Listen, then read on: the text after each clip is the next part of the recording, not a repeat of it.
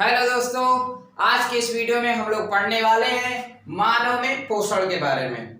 ठीक है कि मनुष्य किस तरीके से पोषण प्राप्त करता है। आप लोगों ने पिछली वीडियोस में देख ही रखा है कि हम लोगों ने अमीबा के बारे में पढ़ा था कि अमीबा कैसे पोषण प्राप्त करता है, और अब इस वीडियो में हम लोग पढ़ेंगे कि मानव कैसे पोषण प्राप्त करता है ना। जो हम लोग हैं कैसे पोषण प्राप्त करते हैं ये चीज। ठीक है, सबसे पहले हम लोग को पाचन तंत्र को समझना होगा, क्योंकि जो हम लोगों में, मैं आपको अभी थोड़ा सा चित्र भी दिखा देता हूं कैसे होता है, क्या होता है। उससे पहले जो हम लोगों का में मतलब मानव में पोषण की जो प्रक्रिया होती है वह संपन्न होती है पाचन तंत्र के अंतर्गत।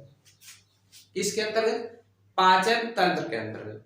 अब ये पाचन तंत्र क्या होता है, देखो यहां पर लिखा है मानव में भोजन का पाचन करने के लिए एक तंत्र पाया जाता है जिसे पाचन तंत्र कहते हैं। समझ में आ गया ना कि मानव में भोजन का पाचन करने के लिए एक तंत्र पाया जाता है, उसी तंत्र को पाचन तंत्र कहते हैं। अब आपके मन में आ रहा होगा, यहां पर थोड़ा सा क्वेश्चन बन रहा होगा आपके दिमाग माइंड में कि भाई ये पाचन क्या होता है। तो पाचन का मतलब होता है जटिल कार्बनिक पदार्थों को छोटे छोटे कार्बनिक पदार्थों में बदलना, है ना। जैसे उदाहरण के लिए देखो, हम लोग अगर कोई भी भोजन खड़ा निगल लेंगे, सेब को हम मान लीजिए कि खड़ा खा लिया, कोई भी चीज खड़ा खा लिया, तो उससे आप ऐसे मतलब वैसे नहीं समझ में आ रहा होगा, उदाहरण ले लेते हैं। जैसे आपको किसी पदार्थ से रस निकालना है, आप कैसे निकालोगे?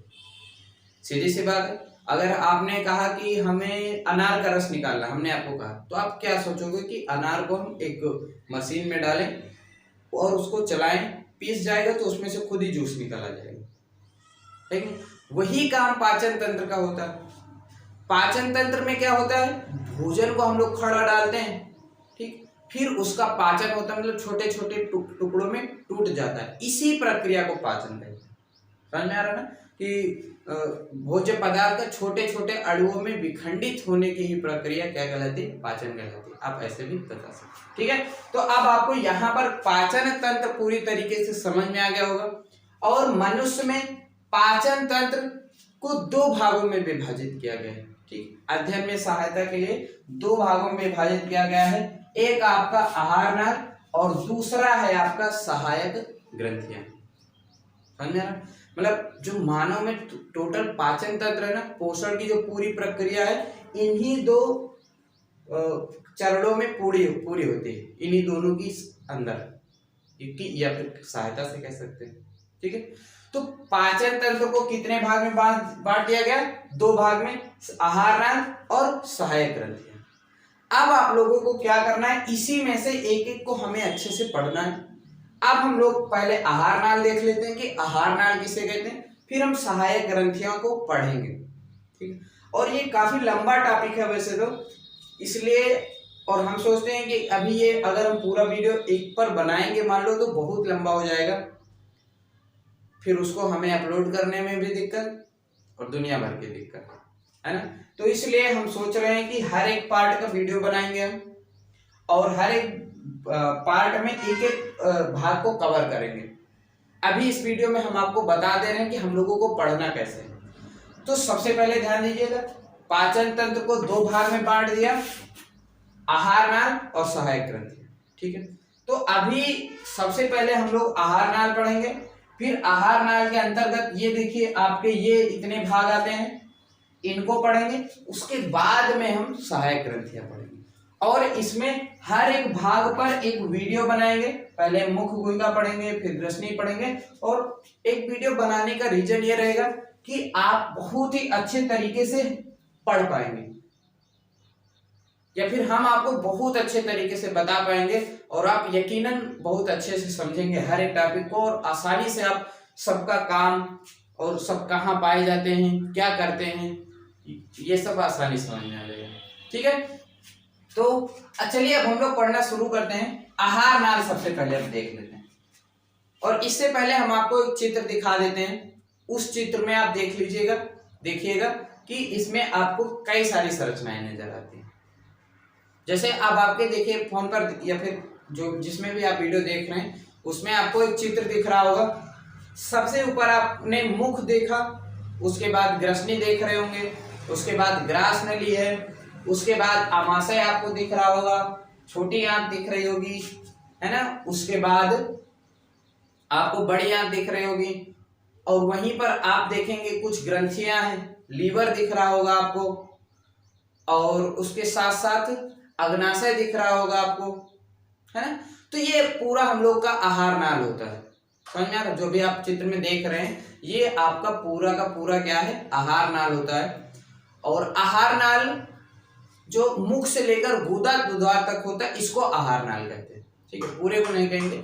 जो मुख से लेकर गुदा द्वार तक फैला होता है इसको क्या बोलते हैं, आहार नाल बोलते हैं, जिसमें से भोजन प्रवेश करते हैं और जिसके माध्यम से शरीर से बाहर निकालते हैं। इस पूरी जो नलिकाकार संरचना होती है इसी को आहार नाल बोलते हैं, ठीक है। चलिए अब हम लोग यहाँ पर अब आहार नाल को देख लेते हैं होता क्या है।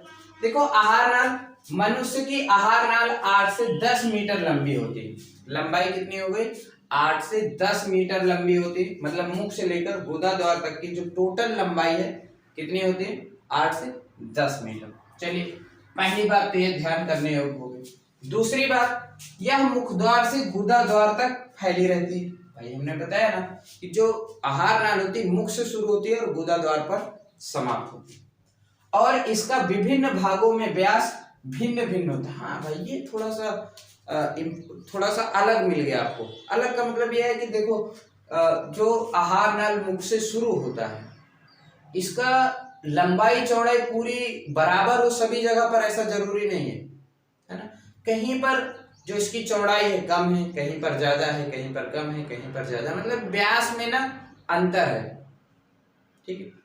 ये चीज आपको देखने को मिलेगा, वेरिएशन देखने को मिलेगी, कहीं पर व्यास कम है, कहीं पर ज्यादा है। व्यास का मतलब आप सीधा सीधा उसकी मोटाई या चौड़ाई से समझ सकते हैं, ठीक है। ये तो लंबाई हो गई, अब ये थोड़ा चौड़ाई हो गई, ये चीज समझ आ गया। तो ये चीज अलग अलग होता है। आहार नाल को निम्नलिखित भागों में बांटा जाता है। जो मुख से लेकर मुख गुदा द्वार तक है ना, इसको देख लीजिए प्रमुख रूप से 6 भागों में बांटा गया है। ध्यान दीजिएगा, आहार नाल को प्रमुख रूप से 6 भागों में बांटा गया है। वो कौन कौन से देख लीजिए। सबसे पहले आपका मुख तथा मुख गुहिका आते हैं, ठीक है। उसके बाद आता है ग्रसनी, मतलब समझ में आ रहा है ना कि भोजन पहले मुख तथा मुख गुहिका में हम लोग प्रवेश करते हैं। उसके बाद भोजन कहाँ जाता है, ग्रसनी में जाएगा। ग्रसनी के बाद ग्रास नली में भोजन जाता है। ग्रास नली के बाद आमाशय में भोजन जाता है, और आमाशय के बाद भोजन छोटी आंत में, और छोटी आंत के बाद भोजन कहाँ जाता है, लास्ट में बड़ी आंत में, और इसके बाद शरीर से बाहर। ये आहार नाल विभाग होते हैं। अच्छा अब आप लोग देख रहे होंगे कि यहाँ पर हमने लीवर या अग्नाशय ये सब चीज नहीं लिखा है ना? हमने लार ग्रंथियां नहीं लिखा है यहाँ पर, क्योंकि मुख में तो लार ग्रंथि भी होती है। देखो उसका रीजन ये है ना कि ये सहायक ग्रंथियां के अंतर्गत आती है। अभी हम लोग आहार नाल पढ़ रहे हैं, जब हम लोग सहायक ग्रंथियां पढ़ेंगे तब हम यहाँ पर लीवर के बारे में पढ़ेंगे, मतलब यकृत के बारे में पढ़ेंगे, लार ग्रंथियों के बारे में पढ़ेंगे, अग्नाशय के बारे में पढ़ेंगे, ये सब समझ में आया ना। तो अब आपको अभी जो आपने देखो जो चित्र देखा उसमें हमने बता दिया ना इतने जो पार्ट हैं ये आहार नाल के अंतर्गत आते हैं। उसके बाद आपको जो पार्ट दिख रहे हैं वो आपकी सहायक ग्रंथियों के अंतर्गत आते हैं, ठीक है। तो भैया अब यहाँ तक का आप लोग का हो गया तैयार। अब हम लोग इस वीडियो में, आज के इस वीडियो में मुख तथा मुख गुहिका को पढ़ेंगे और बहुत बढ़िया से पढ़ेंगे, अच्छे से इसको पढ़ने वाले। चलिए अब हम लोग ये चीज देख लेते हैं।